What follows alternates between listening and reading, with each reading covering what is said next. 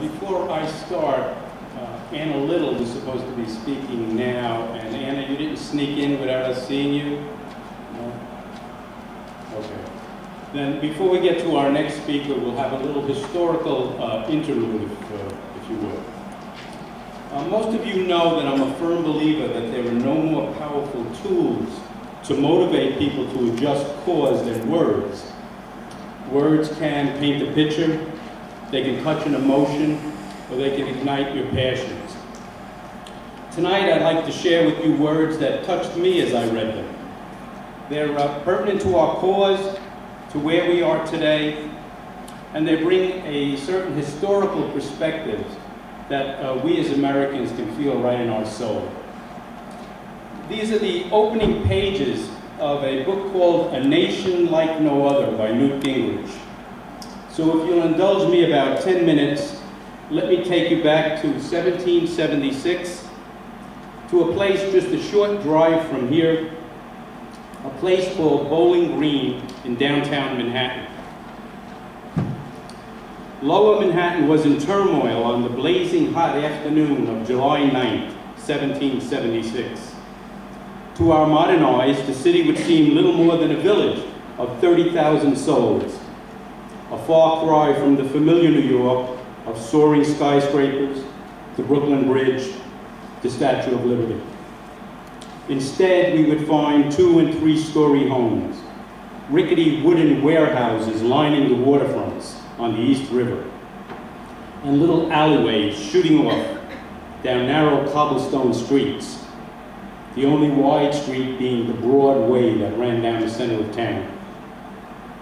The tallest building was Trinity Church, later to be shadowed for a while by 2 far taller structures, and to serve on one September morning as a makeshift hospital and morgue, as the outset of another generation's great struggle. On this summer day, just up the street from that church, the defining conflict of the first generation of Americans was unfolding. A revolution was being born, and already some thought it might be dying. After a long day of digging fortifications, drilling, and gazing apprehension towards Staten Island, by order of Commander George Washington, a sweaty, bedraggled garrison of colonial troops halted work, picked up their muskets, formed ranks, and paraded to the city commons near what is now City Hall. As they formed up, rank after rank, muskets shouldered, the soldiers understood their lives were in peril. For just a few short miles away sat an armada of more than 140 ships, theretofore the greatest transoceanic invasion force in history. It had come to force them to submit to the will of an imperial king, and if they refused, to kill them. The rebellion, which had started a year earlier with the shot heard round the world at Lexington Green, was reaching the point of no return. After winning crucial early victories, the colonists were now facing the bayonet-studded reply of the man who claimed to be their king.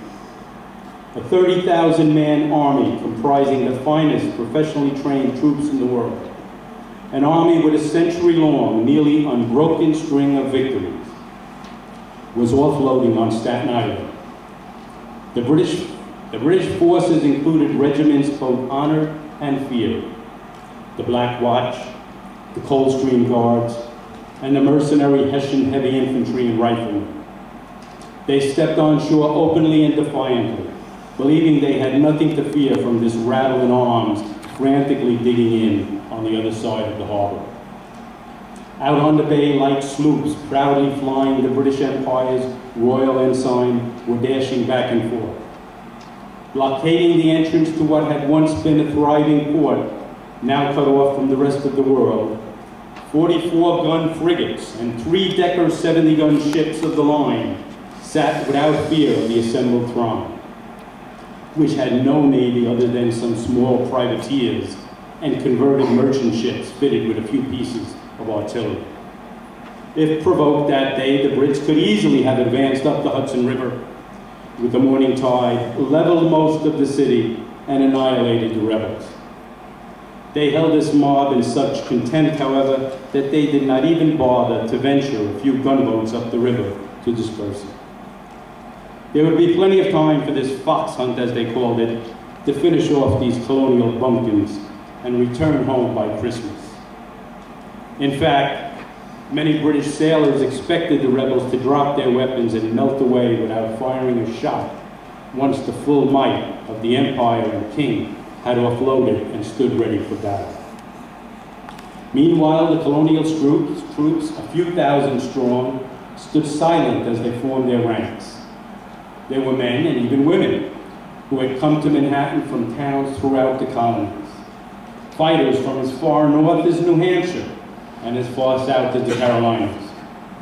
Most were farmers, shopkeepers, fishermen, or laborers, and several hundred were hard-bitten riflemen from the distant frontier, having trekked weeks to join this fray.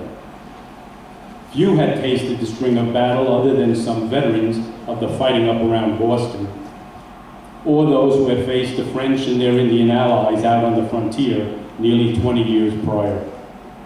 Most lacked uniforms and many were barefoot after wearing out their shoes on the trip to New York. Looking out at the men, an officer stepped forward onto a hastily built dais and raised a thick sheet of papers. His audience stirred, anticipating what it was, an explanation of why they were here, why the invasion fleet was offloading just a few miles away, and why they would be called upon to court debt in the months to come. By order of His Excellency, General George Washington commanding, I am to read the following, the officer cried, his voice carrying across the park and echoing up the streets of Broadway. The chattering civilians who had gathered, most in support of the troops, some showing disdain, fell silent. The officer proclaimed, authored by the Continental Congress in Philadelphia this first week of July. He paused as the intense heat pushed beads of sweat down his face, and then continued.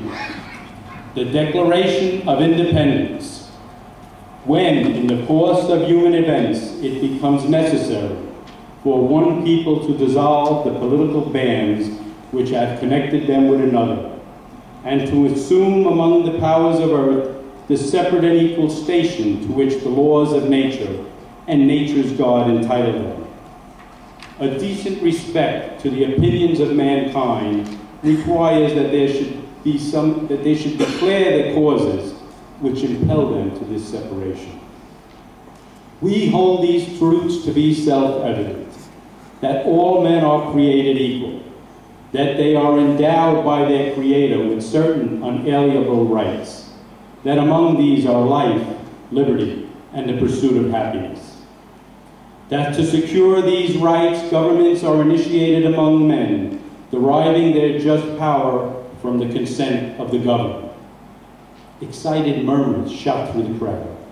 The officer continued, that whenever any form of government becomes destructive to these ends, it is the right of the people to alter or to abolish it, and to institute new government, laying its foundations on such principles and organizing its powers in such forms as to them shall most likely to affect their safety and happiness.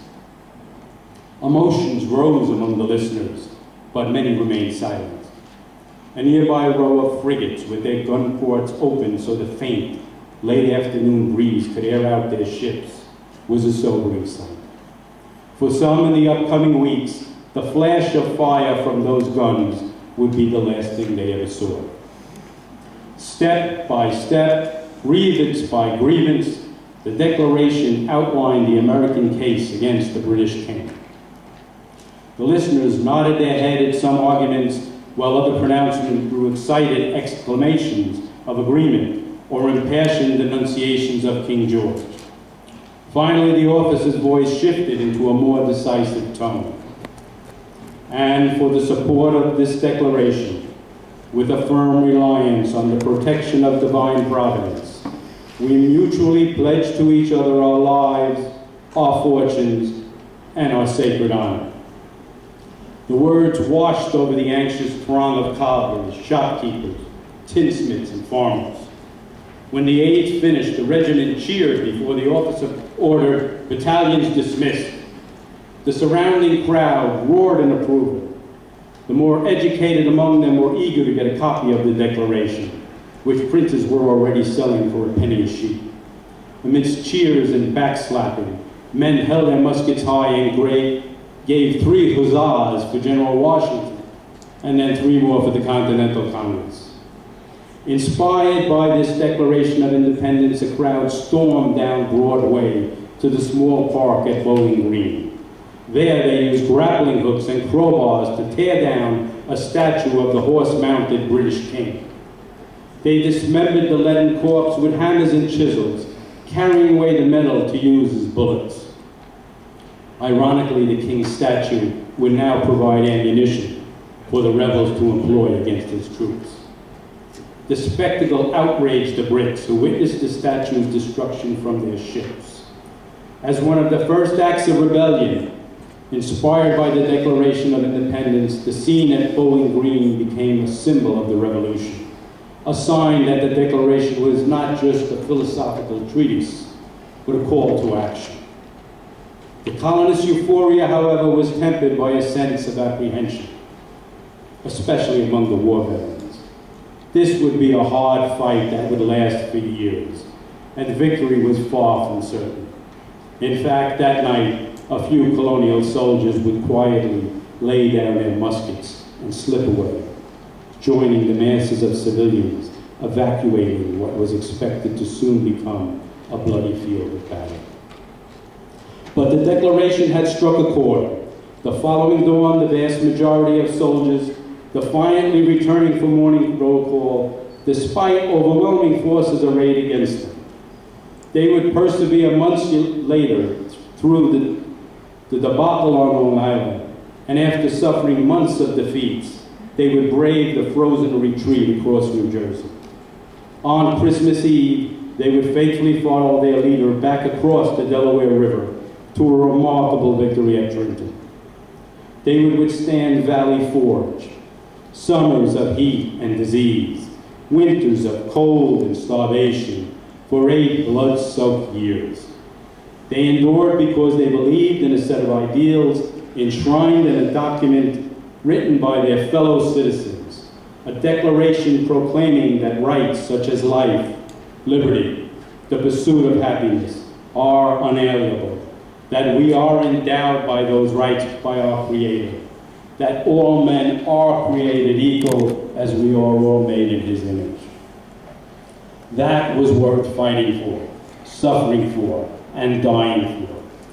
That is what made Americans unique in human history and made America from its inception a nation like no other. For over 400 years, America has cultivated a singular set of vigorous virtues and habits of liberty. We're the people whose first sovereign act was to fire our king, and we did it so in a classically American manner with clarity and courage. We declared to the world who we are, explained which government actions were intolerable, and presented a clear case why King George III was a tyrant unfit to lead a free people. In proclaiming our rights as free men, we openly defied one of the greatest powers in the world. We knew this would mean invasion and war, which is why the Declaration ends with its signatories pledging to one another their lives, their fortunes, their sacred honor. The colonists fought willingly and courageously to realize the Declaration's ideals. Most were not professional soldiers, but volunteers, free citizens who were willing to sacrifice everything to secure a land of freedom for their families, their children, and their grandchildren yet to be born.